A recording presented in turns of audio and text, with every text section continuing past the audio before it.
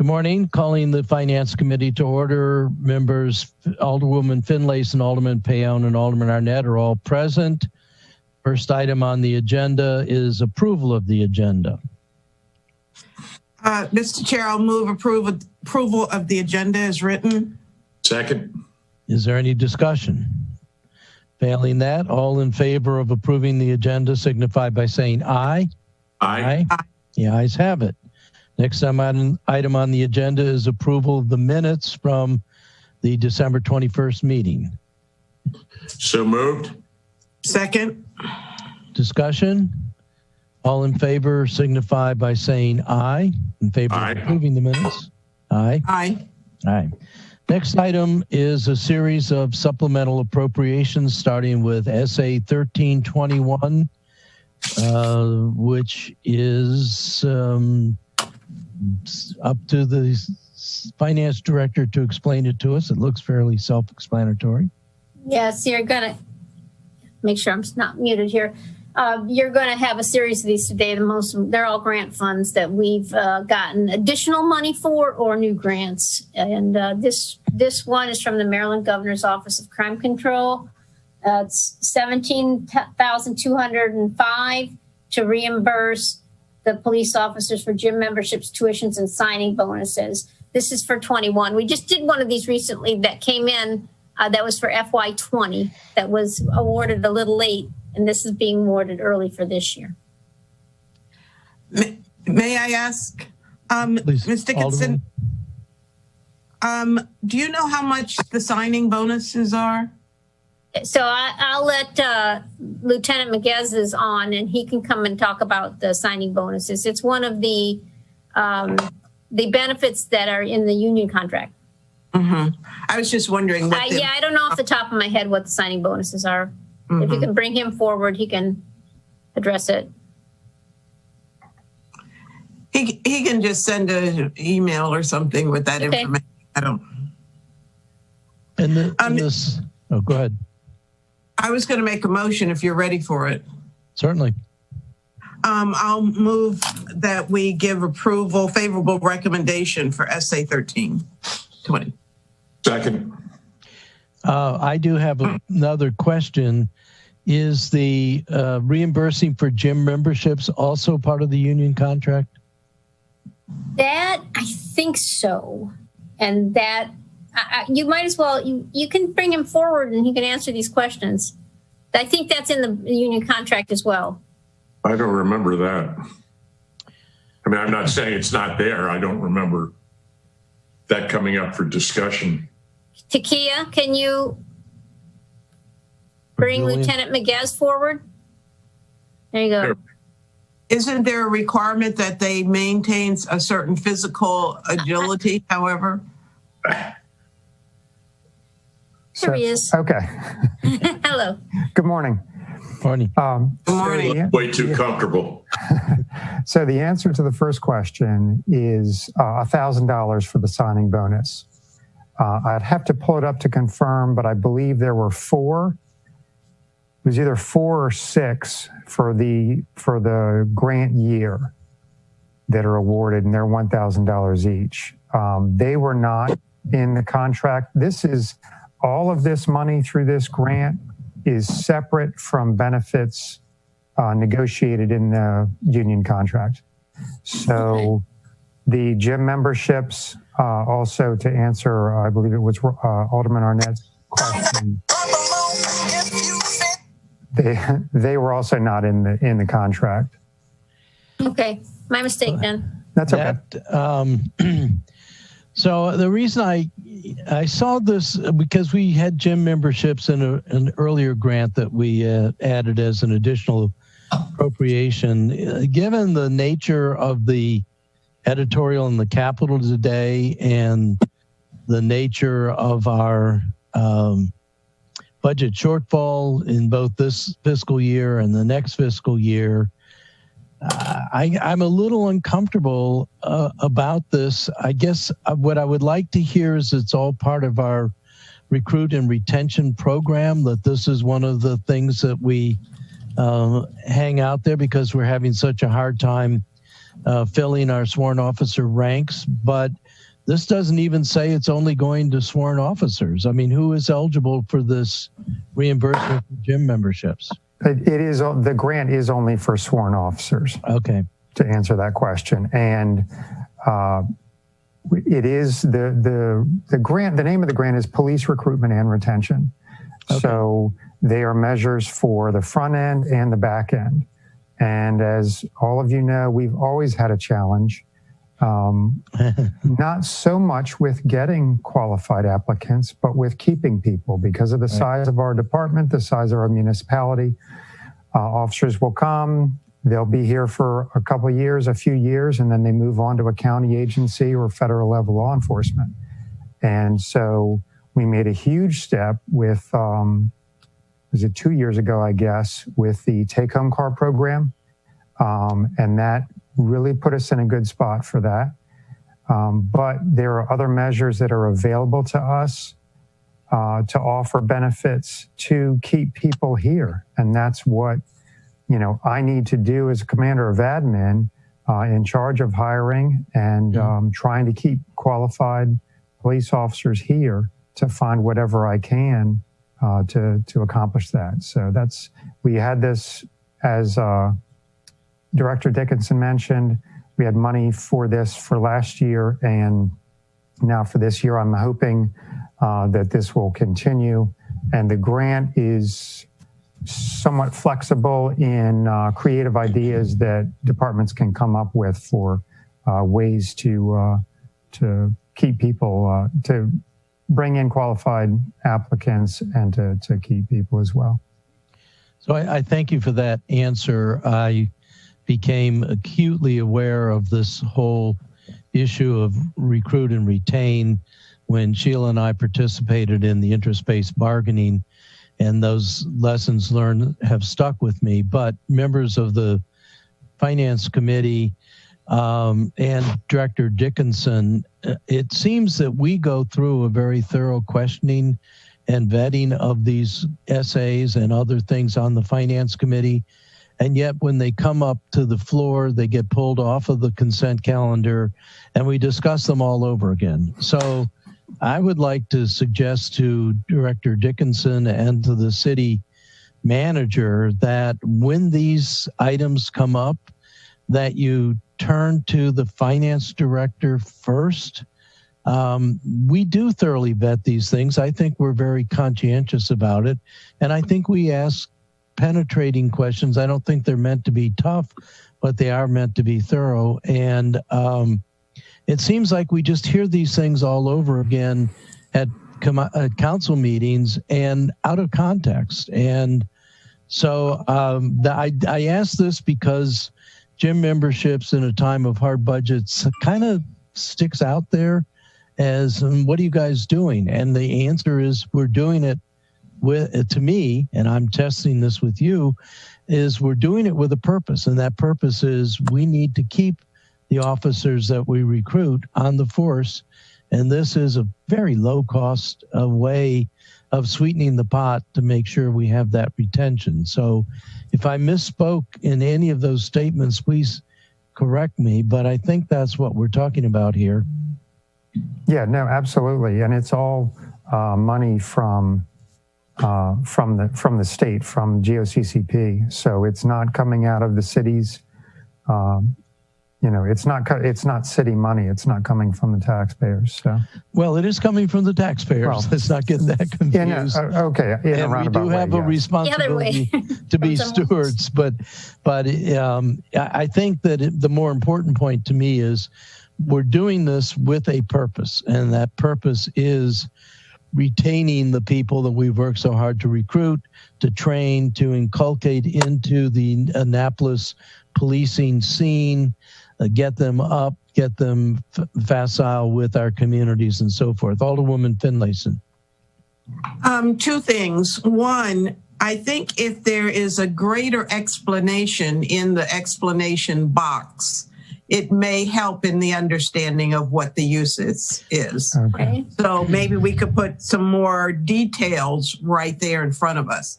And I don't want us to lose the fact that a gym membership may sound like a perk for me, but for police officers who have to pass physical tests, I don't know whether you do it annually or how frequently, but police officers have to stay in shape, period. Yeah. So, this may sound like a perk, but it's a requirement for them being able to do their jobs, to stay physically fit. So I would add that as a benefit. Thank you for that. And I agree with you. And I would say for the record, and I plan to vote yes on this, that I'm comfortable with this notion of the need to recruit and retain. Mm-hmm. I'm uncomfortable when I get beat up by certain constituents that I'm not doing anything to help crime and help us fight crime.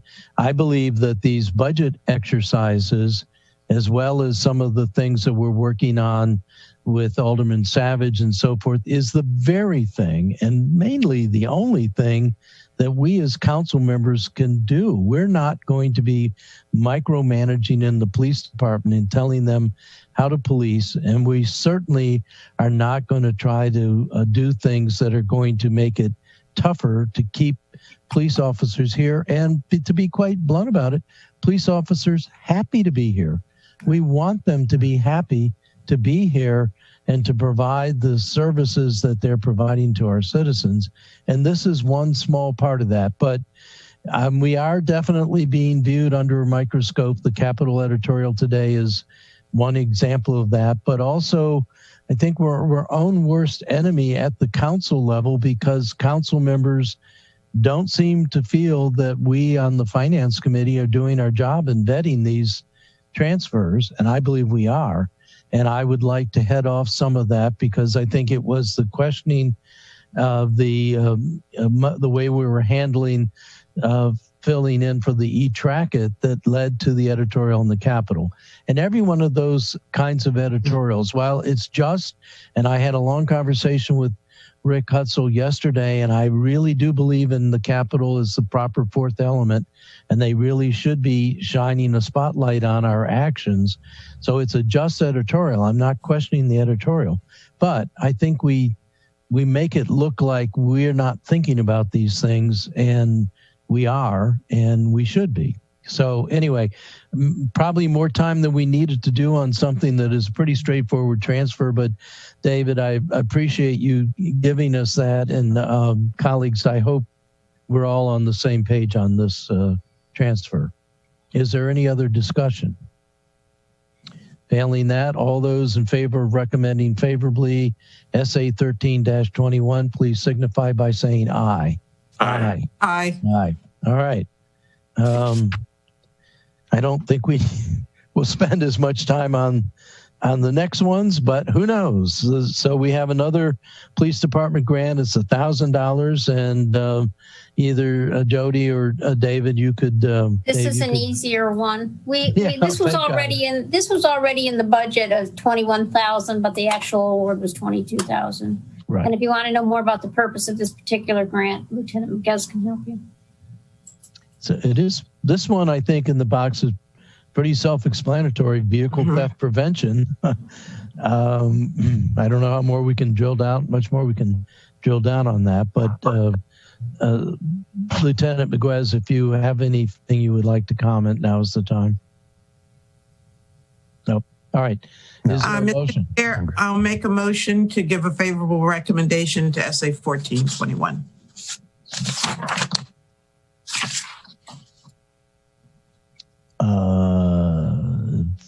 Fred? Second. I'm trying to read through it. You were keeping us in suspense. Is there further discussion? Failing that, all those in favor of recommending favorably SA 14-21, please signify by saying aye. Aye. Aye. Thank you. Moving on to SA 15-21. This is going to, who's this going to? This is 15. Hold on, this is fire. Yeah, fire department grant, $20,000 for Senator Amos 508 funds. It's an excess over the estimated carry forward. So this is from a grant that we had. What does that mean? They gave us more than we asked for, or we budgeted. No. So this is one where we had it in 20, and when we were rolling forward the unexpended amount into FY21, we underestimated that amount. They didn't spend as much in 20 as they thought they were going to. So now to spend the whole original grant, we need to add it back to the budget. It is an increase on an existing grant that was rolled forward from 20. It had some unexpended money. There's no match on this? No. If there is a grant, if there is a match, it's already in the budget, and I'll let the fire department speak to that. So this is a Senator Amos grant that comes every year. It goes through Anne Arundel County. So it's a grant that we receive every year. It's through the state legislature and it's funded that way. So it's rolled through the county, and then they do a calculation of how many city residents they are and the departments, the fire department there, and we get an amount every year. 51% of it has to go to the volunteer fire companies, which is how the Eastport Volunteer Fire Company is making payments on their fire engine. But towards the end of last year, we were asked how much we thought we would spend out of that grant. It's over a 2-year period last year, and we came up with the amount of $20,000. We didn't spend that part of the grant last year, and we're just asking for it to be moved forward. Are there questions? May I ask, Chief, how much was the total grant for last year? It was about $80,000, and 45,000 of it went to the Eastport Volunteer Fire Company to make payments on their fire engine, and the rest of it's used on equipment, different equipment. So in other words, we didn't spend 20,000 of that 80,000 in last year's budget, and we're just carrying the balance forward for this year. Yes, ma'am. And it's over a 2-year period. We have to do the audit and give it to the county, but we're allowed to spend it over 2 years. So as equipment comes up, that's when we spend it. It just happens that when they asked us during the budget process how much we thought we would spend out of the budget last year, we told them 20,000. We didn't spend the amount we told them, and the 20,000 was still in there. Yes, sir. No, I move approval. Thank you. Thank you. Is there a second? Thank you.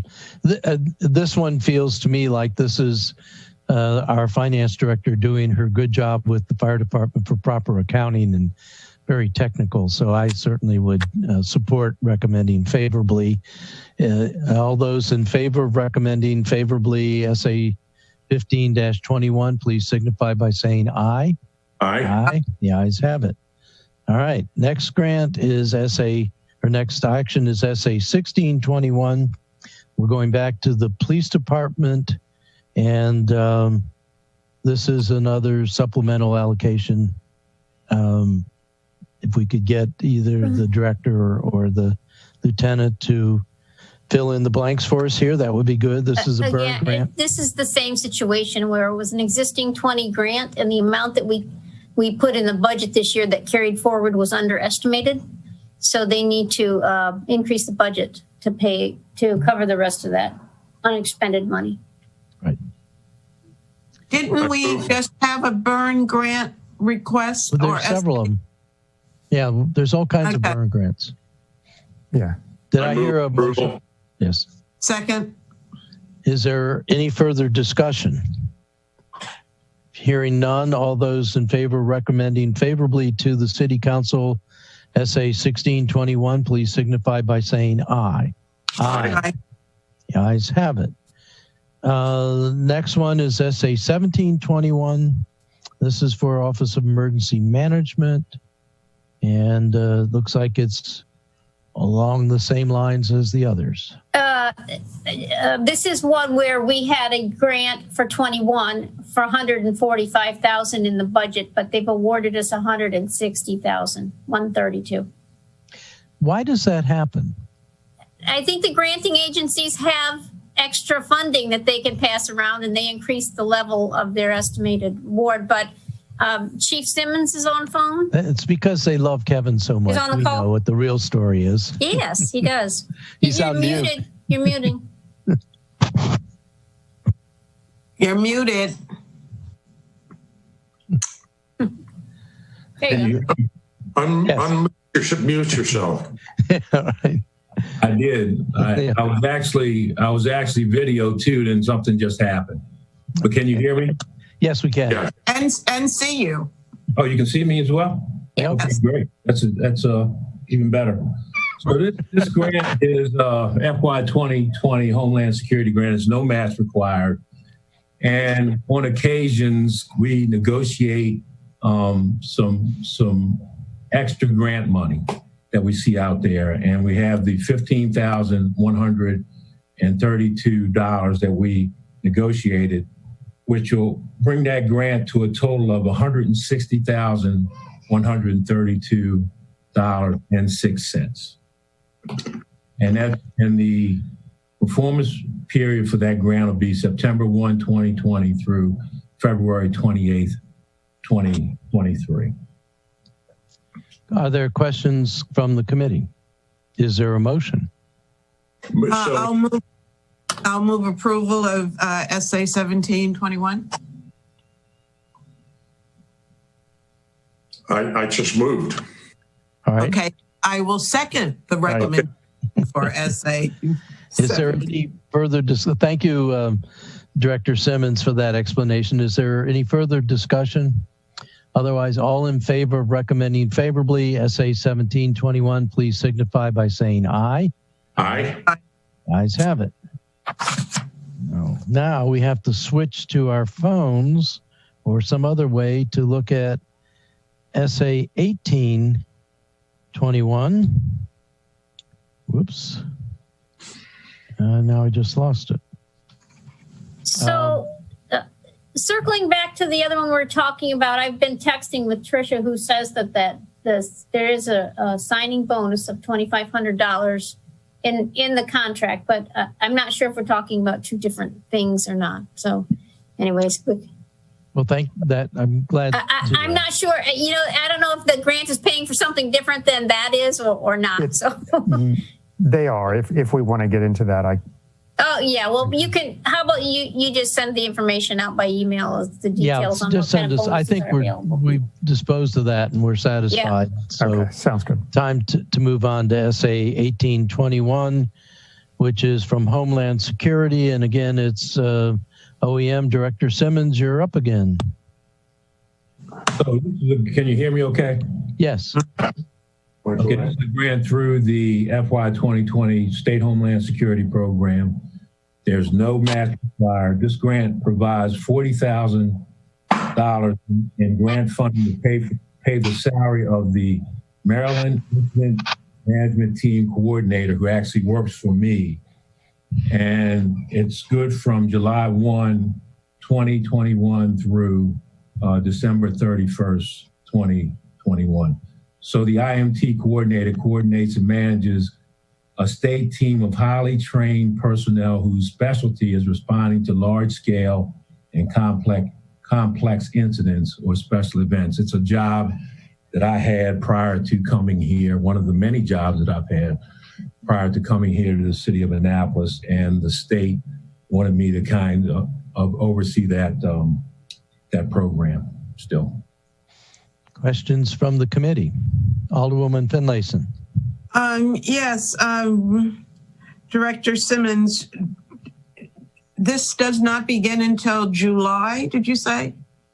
No, this is in addition to, we have enough funding until July 1, 2021. After that, then we go into this funds that you're about to approve now.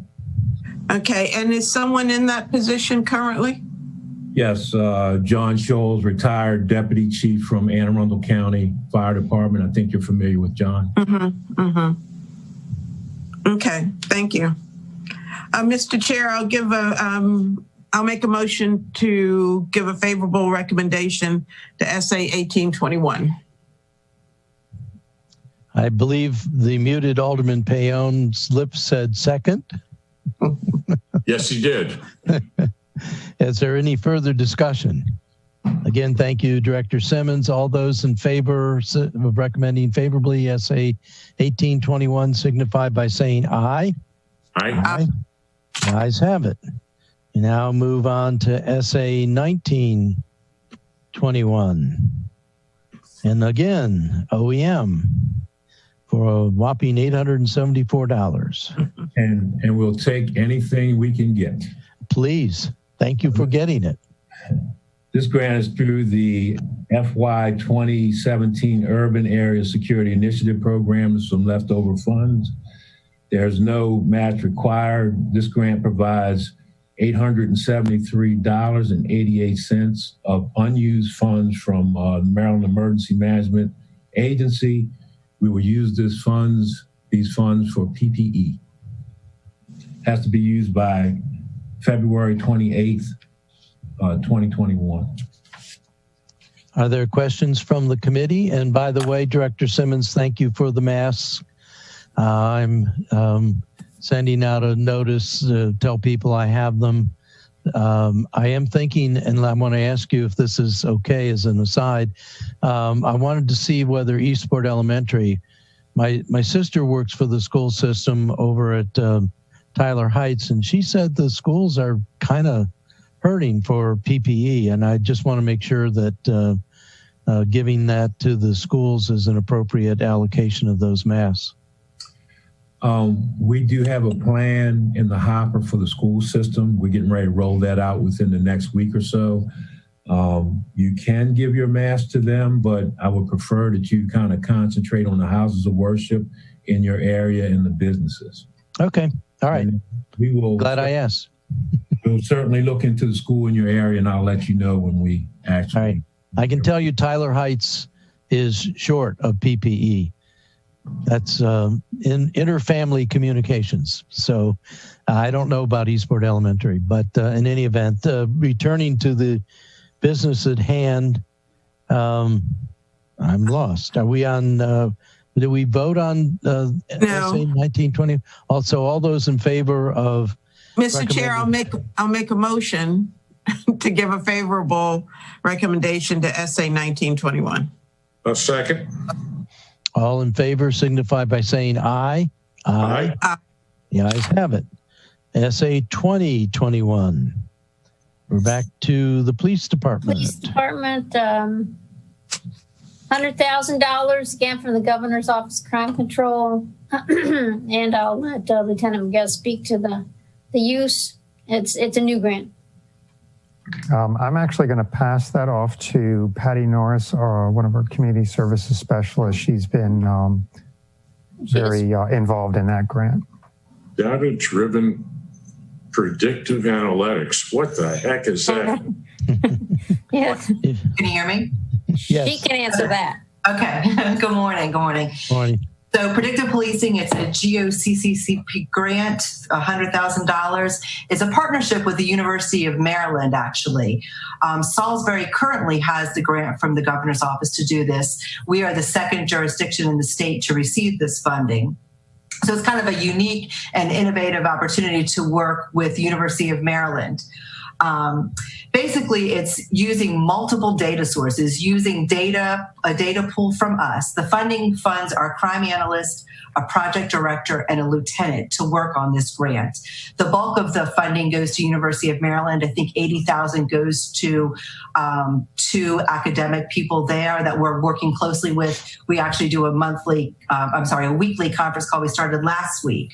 So we pull our data. We submit our data to them, including crime statistics, and then they pull in a bunch of other factors, environmental factors, et cetera, et cetera. And the goal is to predict crime through modeling, through a bunch of different, it's very technical, and I can't speak to all of it. University of Maryland really is doing the bulk of it, but the award goes to a law enforcement agency. So again, it's a partnership with them. We provide them our crime data, of course, white, so there's no personal information to it. So it'll be interesting to see what happens with this. The governor's office really was excited for us to take this on as well. So it's kind of like a step beyond. I don't know if anybody remembers like hotspots or safe streets. It's kind of the next step to that. Okay. So it's not a bunch of heavy lifting necessarily on our end. We submit the quarterly reporting to the governor's office. Is working closely with Maryland to get them the proper data that they need to do this predictive policing. So if we were to explain, if our constituents come to us and say, what are you doing about crime?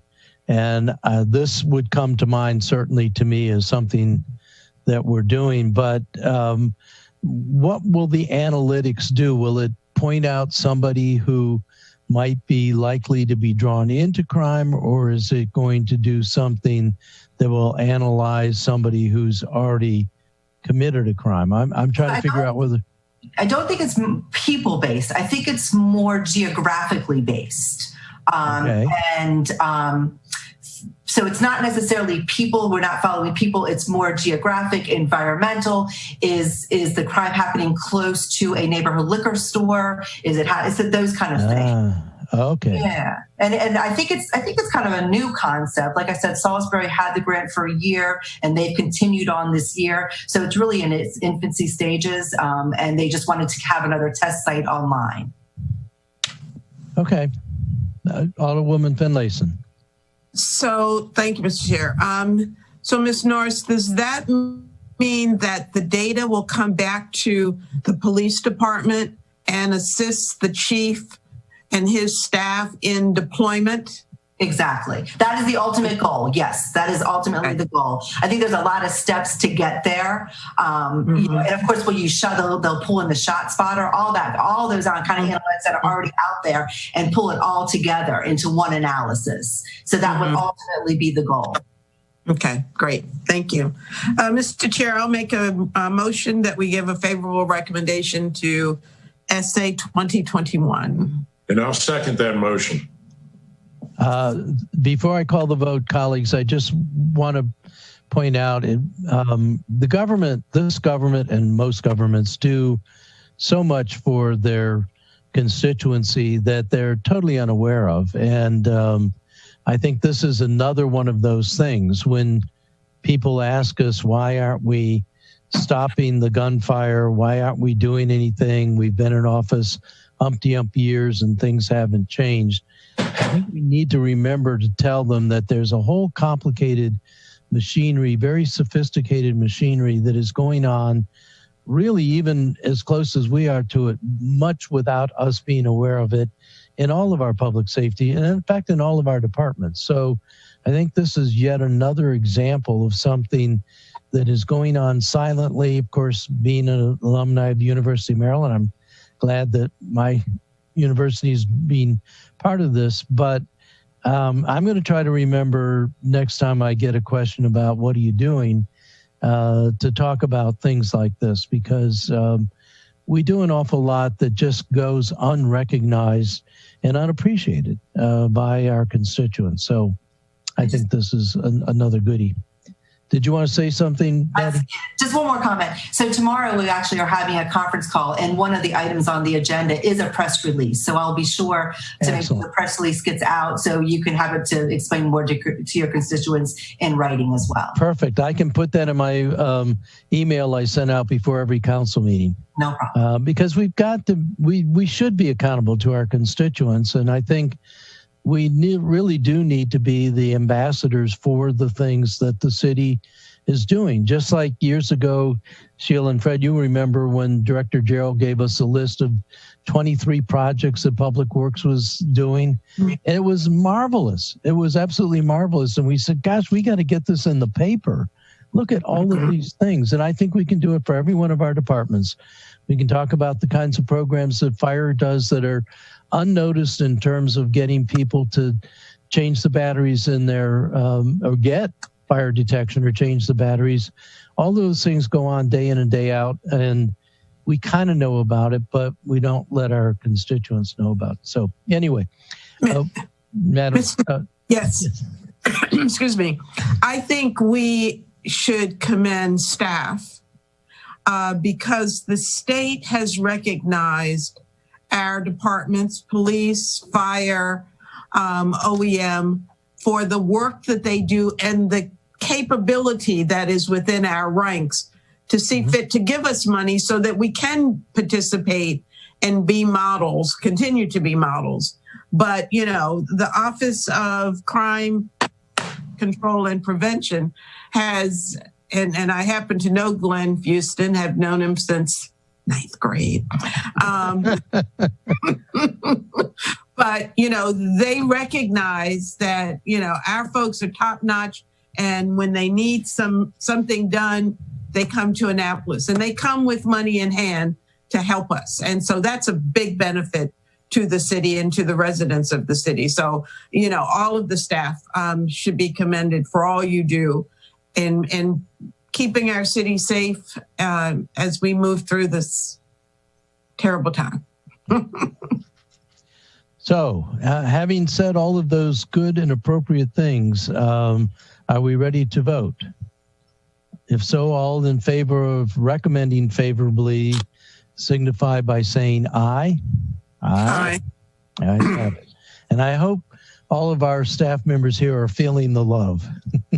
Right. Next item is SA 2121, OEM for $23,438. Mr. Alderwoman, were you getting ready to say something? Did Alderman Payon make a motion or not? I didn't make a motion. Go on, Director. I'm sorry. This grant is through the 2019 Flood Mitigation Assistance Program, and it has a soft match required. So what that means is the soft match will be satisfied by OEM salaries. So it's not any hard funds that comes out of these cities' coffers. This grant provides $23,237.50 to develop a flood mitigation plan to reduce or eliminate claims under the National Flood Insurance Program. The result will be a FEMA-approved and adopted flood mitigation plan, which adds additional points to the community rating system that the Office of Environmental Policy is working on. So we're prepared to go under a contract with Smith Planning and Design, who's running our hazard mitigation plan that you guys adopted maybe a couple of years ago. I want to say early 17, if you can remember that. The grant lasts for 3 years from September 2020 through September 2023. So I'm glad you mentioned community rating because that's kind of fallen off of my radar screen, but that's another way that we can help people. In fact, I just paid my flood insurance and the rate went up about $100. So anything we can do to improve our community rating lowers those premium costs. And I'm looking at my Weather Together book here on my shelf, and I remember it well.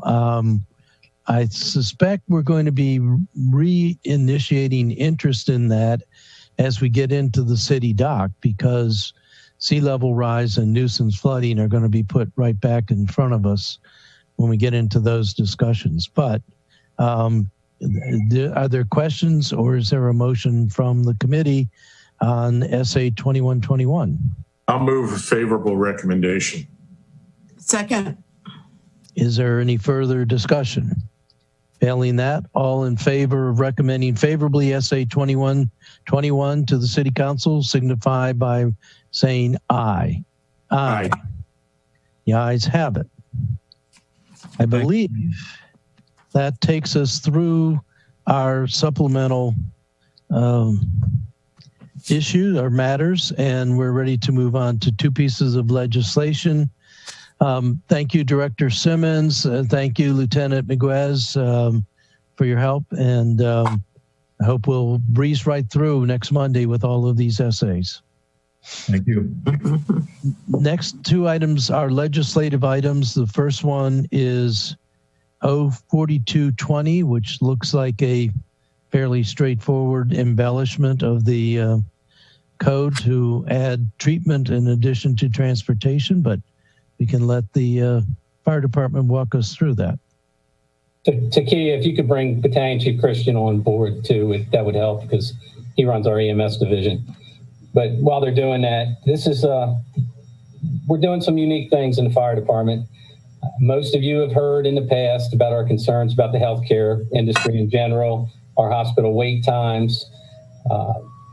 They went down a little bit during COVID because people didn't want to go to the hospital. But what we're finding is that the people that were extremely sick didn't want to go to the hospital. And when they did go, they were critical patients. Yeah, right. But we've seen that trend move again. Hospital wait times are back up. We just as the other day, we had a medic unit sitting at the hospital with a patient on their stretcher for more than 2.5 hours. But we've been accepted into a couple different programs. We're going to do some alternative transport to alternative facilities, places like Right Time. So it had to be approved through the federal government and through the state. So we're going to start doing that, and they're going to have strict protocols. Our people have strict protocols. We can go there, but those low acuity patients can go to a facility like that. But this here is another unique program that's being pushed forward, and we're going to be part of. And it's going to allow us to treat patients at the house, to do telemedicine with the doctor at the house. If medications have to be given by our paramedics, they can do that. And possibly that person wouldn't have to go to the hospital. They would get doctor's notice or what needs to be for follow-up and go from there. But that'll allow us to not have to transport people to the hospital. Our EMS billing legislation that was passed multiple years ago strictly says that we can only recoup from either the patient or their insurance companies if we transport to the hospitals. So this is just changing the code to allow us to treat patients at home and actually bill for those treatments, those services. But Chief Christian can add to it, or Chief Spriggs, either one. But I think that covers a bunch of it. Chief Christian? Yes, sir. So Chief O'Malley did pretty much cover the bulk of it. I'm sure that most of you know, with COVID going kind of a precipitating factor, but with the medical field, things are going to more virtual as opposed to going to a doctor's office. This is a new concept for Medicare, and typically the way that things tend to happen in the medical field is Medicare kind of leads the way, and then other insurance companies follow. Medicare is instituting this new program that we are only one of 5 jurisdictions in the state of Maryland have been selected, or I should say applied and were approved, to be able to do both those functions that the Chief was talking about. We're also working with the Maryland Hospital Association. So just for your information, Blue Cross looks like it's going to come on board with supporting this as well pretty soon after. And if they don't go home again... I'm in Finance Committee. Can I call you back? The legislation, state legislation was working on increasing Medicaid reimbursement and including these 2 items as well. And that's essentially what the fee schedule is set up for, is to allow us to bill for those telemedicine visits where we can get a physician on the line, and we are essentially the eyes, the ears, and the hands of the physician. We work up a treatment plan, and the kind of the cool thing is that in addition to the billing, is it closes the loop on patient care. So a lot of times where patients might have fallen by the wayside, or the information wasn't followed up with a physician, this closes that loop so it gets information back to their primary care physician or the provider.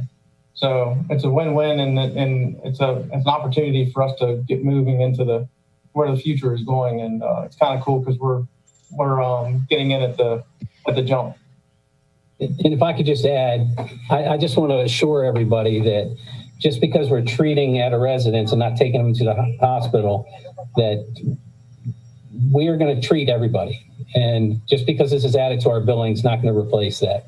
I know that one of your colleagues on the council has concerns about whether or not people would still receive our service. The city of Annapolis, as per your doing when it's made it through the city code, we do soft billing. The billing goes to the insurance companies. We don't charge city residents for their co-pays. And if they move on and they can't pay it, the city does not go after them for that. So we're not going to refuse anybody's services. We're going to continue to do service as is. This will just allow the city to recoup a little more of those services that we can't do under the way that it's written now. But it basically goes to, and most of the money that the city does get is from the insurance companies. It's not from self-pay. Just to add on to what the chief was saying too, is that And like he was talking about earlier, there are a lot of very specific protocols and criteria. And obviously with launching this, we're going to be extremely cautious, especially in the beginning, because we don't want to make a mistake.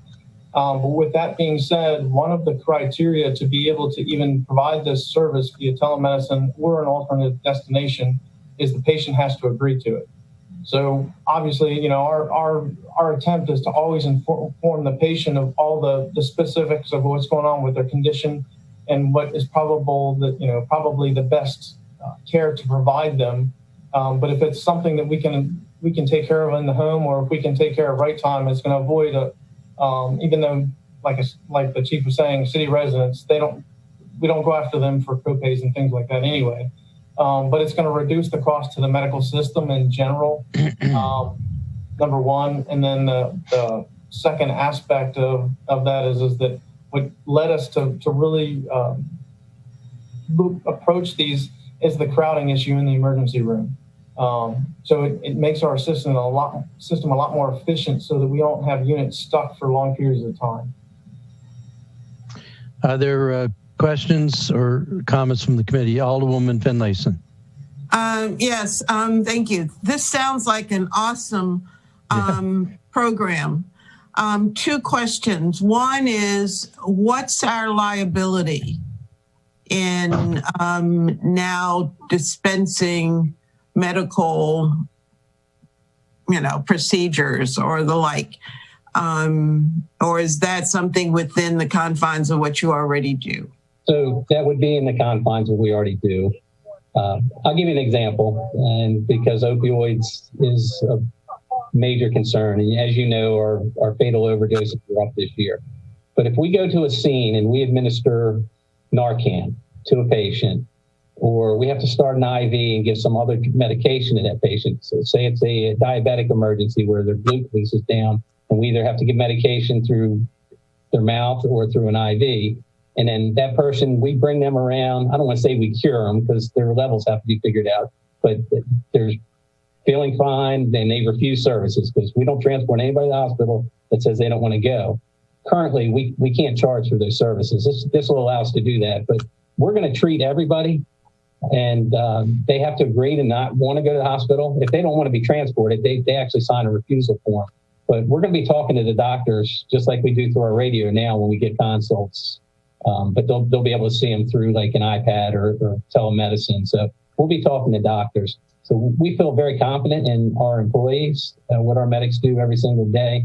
And we're not adding any additional liability to the city of Annapolis. It's nothing we're really not already doing. It just gives options. Mm-hmm. My other question is about the doctor. Are you connecting to emergency room docs, or are you connecting to the doctors of the patient? So one of the requirements from MIMS, who is our governing agency in Baltimore, is that they require the physician that we consult with has to be a base station physician. So what that means is it has to be a physician from one of the hospitals that we would normally consult with. Mm-hmm. So what we're doing is we're entering into a memorandum of understanding. We have a contract with the emergency physicians group at Anne Arundel Medical Center. So that's essentially who would be taking care of that. Now, as far as their ET3, which is the Medicare program that we're participating with, that actually will allow consult with patient's physician. But that's not something that we're going to explore at this point, but it may be something optional down the line. But at this point, we don't have permission to do that.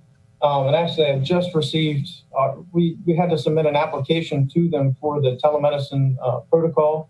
And I just received a letter today that we were approved by the state. So where most of those check boxes are getting checked as we go. Mm-hmm. Thank you. Absolutely. Chief, in keeping with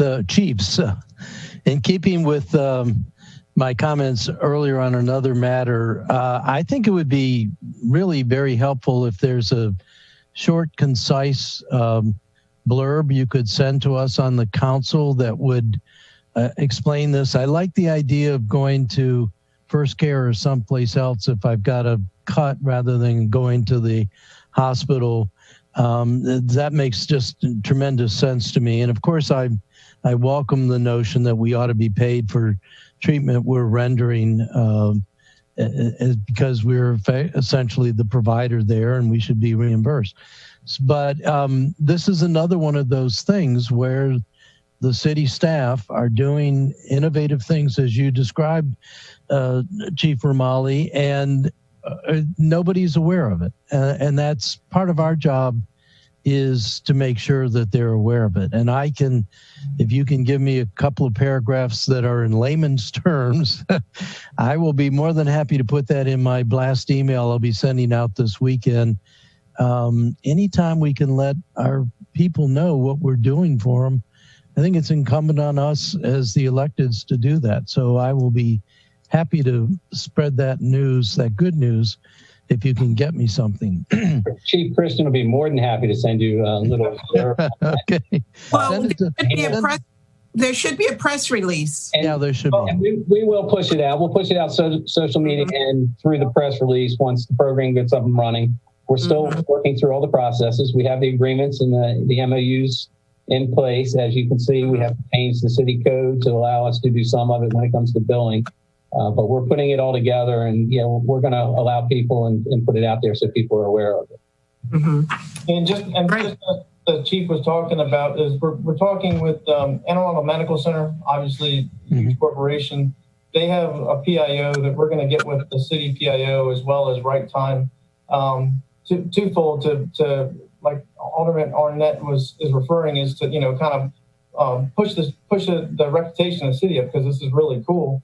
But the other thing is that we want the citizens to understand what it is and what's going to happen and how it's going to benefit. So those are, it's kind of a twofold aspect. But when we get ready, essentially when we get ready to launch, we're going to get those key people together to get a consistent message. So I don't want to scoop you, but when you're ready, give us a word and we'll send it out. But thank you. First of all, is there a motion from the committee? Yeah, I'll make a motion that we give a favorable recommendation to 04220. Second that. Is there any further comment or discussion? Failing that, all who are in favor of the favorable recommendation signify by saying aye. Aye. Aye. Right. The ayes have it.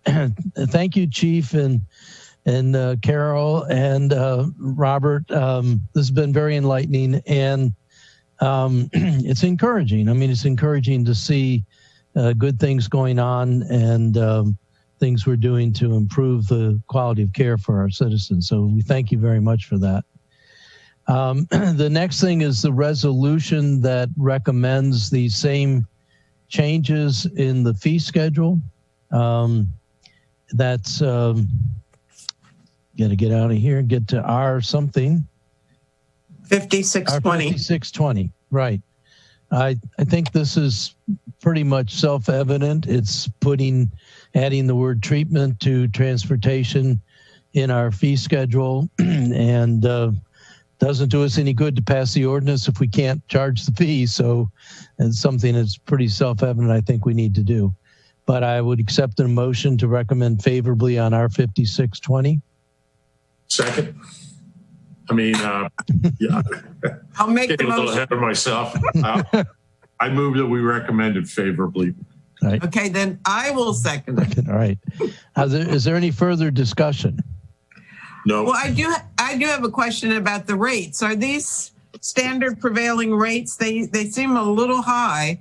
I remember our transport rates were about 5 something, but I just wondered. The rates are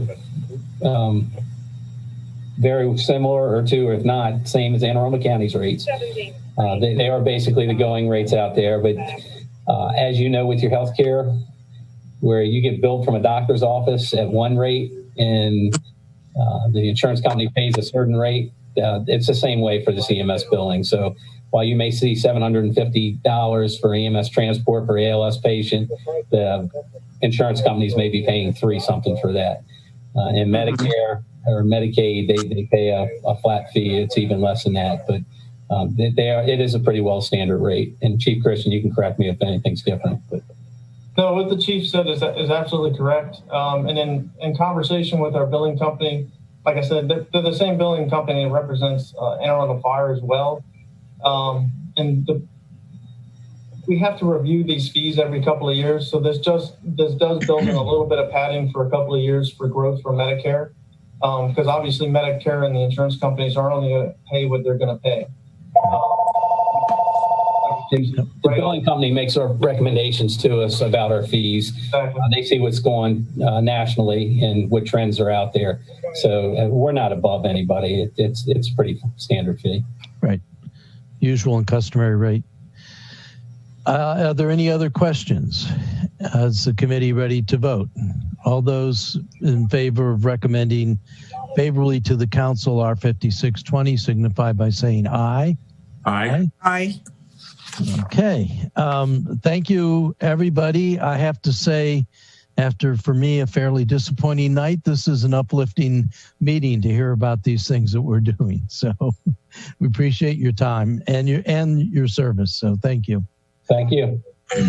All right. That takes us to the last item on the agenda, which is general discussion and update from the finance director, Director Dickinson. Are there some things that we need to know about that we haven't heard lately?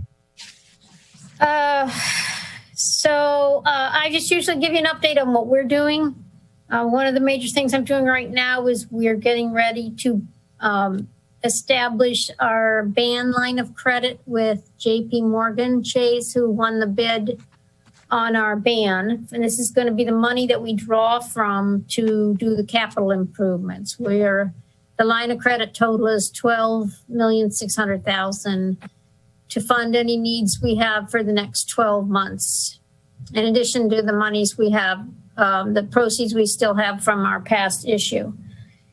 Besides, so we're settling on that hopefully on Thursday, tomorrow. So we're finishing up our paperwork on that. We are getting ready to roll out a utility assistance program. We're doing the initial paperwork on that. So similar to the county program that they just rolled out to help their utility customers that have been affected by COVID-19 get some assistance with their bills that are overdue. Since the governor rescinded the order not to cut off, the county reinstated their cutoff policy, but then they instituted a program to help pay for some of the utility bills. And they did not include our customers in their program. So we're using some of our CARES funding to do that. So that's another major thing we're working on right now, but we haven't put together the paperwork and the letter and the correspondence that's going out to the customers. Okay. So that's how people will know about the program. Right. Okay. And we're just kind of putting together the paperwork right now. So hopefully in the next week or two, we'll get all that out and anybody needing assistance can get some. Before you go on, may I ask a question? There seems to be a misunderstanding about the cutoffs.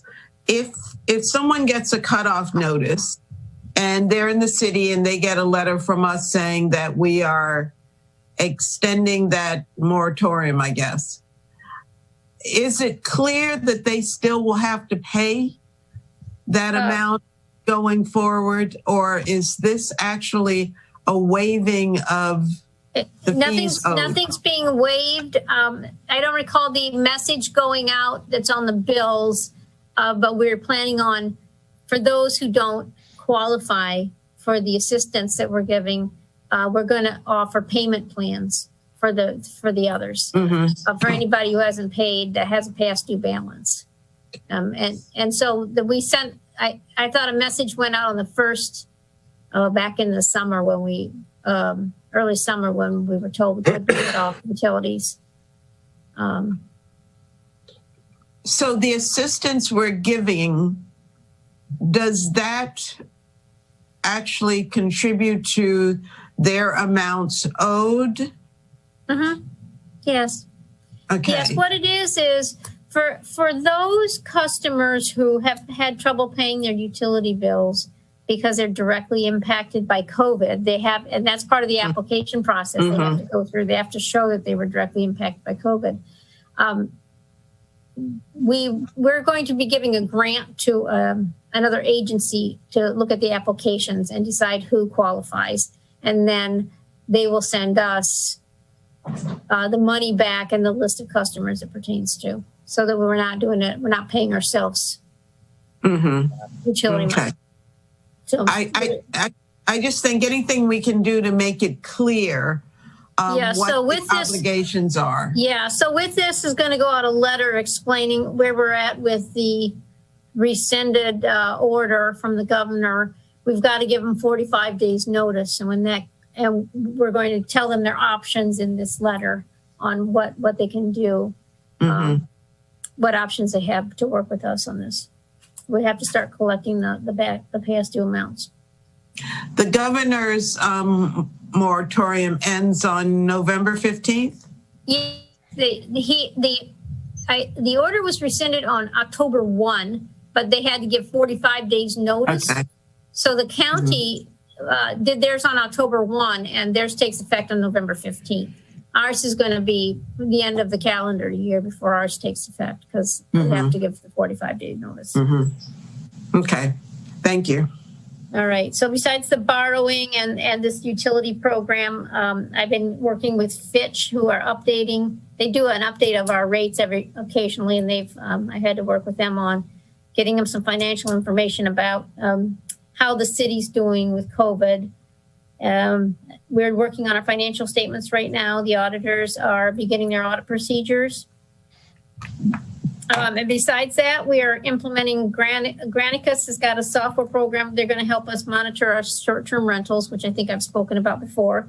That's in the middle of implementation, as is our ADP help on the tail end of our payroll process. We're in the middle of, we're close, about a month away from implementing that.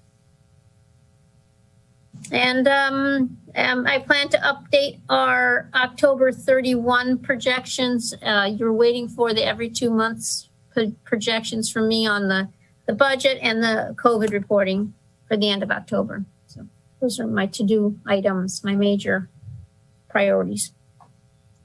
Thank you, Madam Finance Director. Will we be getting information on the short-term rental monitoring? Will we start to see a flow of the places that they've identified that are not licensed? I'm very much hoping that that's going to increase the revenues coming in.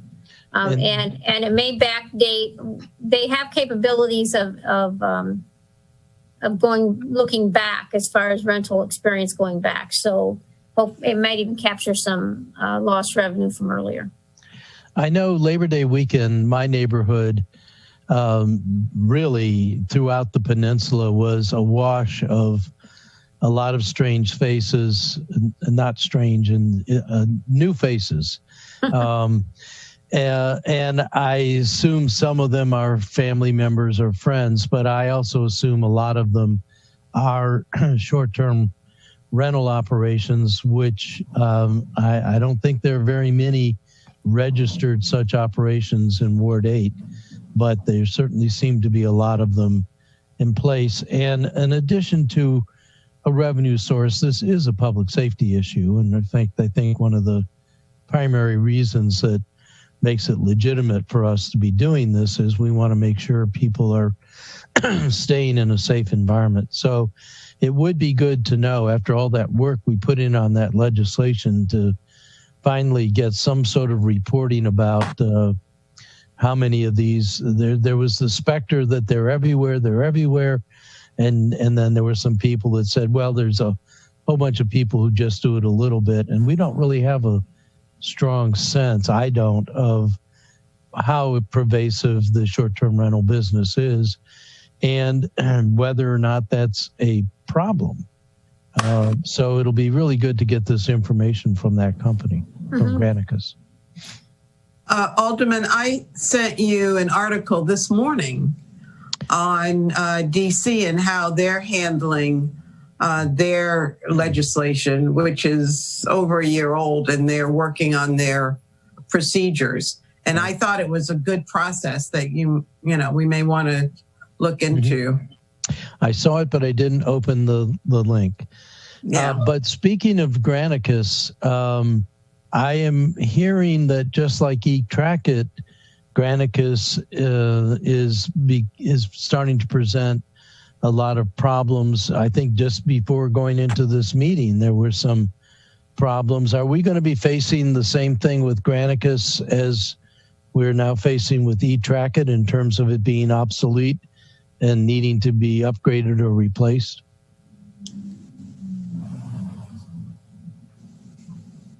Who's that a question for? You. On eTrackIt?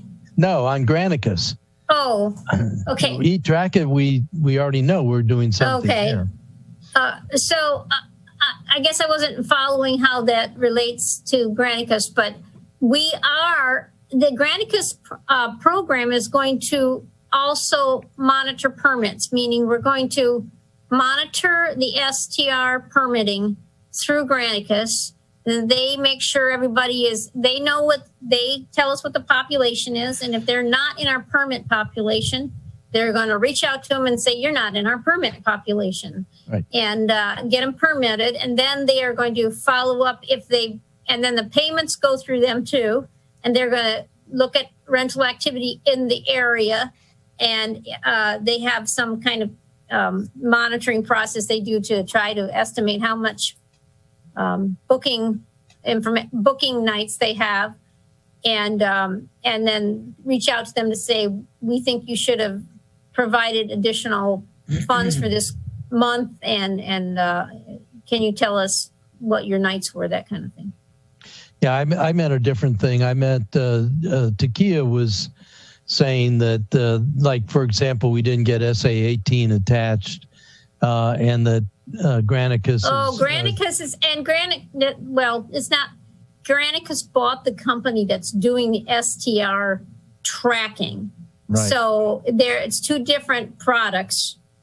It's just that Granicus bought this. Even while we were talking to them about buying their product, it changed to Granicus. I think you're answering my question, but indirectly. I'd heard the Granicus itself, the program with iLegislate. Yeah, that's a different kind of kludgy and not working so well, but it doesn't sound like that's the case. It's not the same product. Granicus, I believe, is buying different type of software to assist local governments with some of their tasks, and one is this STR monitoring platform, and then the whatever the legislative one is different. So, speaking of software, how are we doing on OpenGov? we're Katie's drafting a book for 22. We're trying to use their product to get that set up, and we'll begin feeding the information and see how it comes out. Hopefully, our budget book will be prepared by OpenGov this year. Great. All right. Are there other questions from the committee? Nope. Thank you very much. Failing that, do I hear a motion to adjourn? You sure do. I move that we adjourn. Second. Thank you, Jody, and all the other staff. All those in favor of adjourning signify by saying aye. Aye. Aye. The ayes have it. We are adjourned.